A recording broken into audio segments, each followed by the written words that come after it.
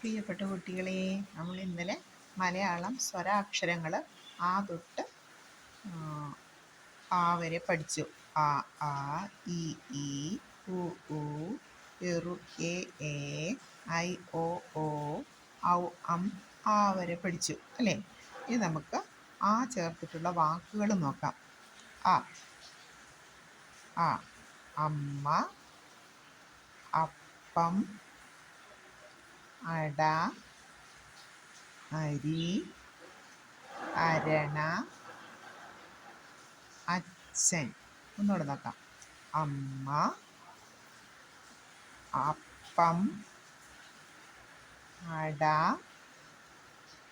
അരി, അരണ, അച്ഛൻ.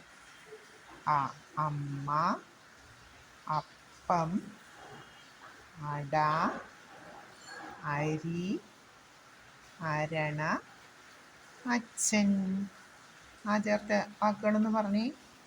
അമ്മ, അപ്പം, അട, അരി, അരണ, അച്ഛൻ.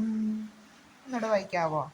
അമ്മ, അപ്പം, അട, അരി, അരണ, അച്ഛൻ.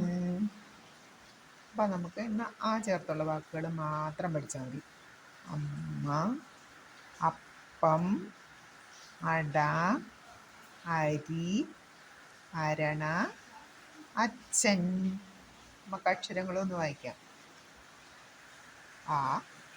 ആ, ഇ, ഉ, ഊ, എറു, എ, ഐ, ഓ, ഔ,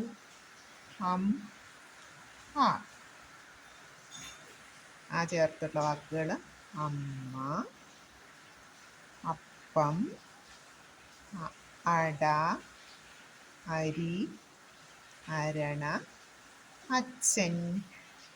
എല്ലാവരും പഠിച്ചല്ലോ അല്ലേ? കൊച്ചുകുട്ടികളെ, നമുക്കിന്ന് നിർത്താം. നമുക്ക് നാളെ വീണ്ടും പുതിയ വാക്കുകളും പുതിയ അക്ഷരങ്ങളുമായിട്ട് പഠിക്കാം.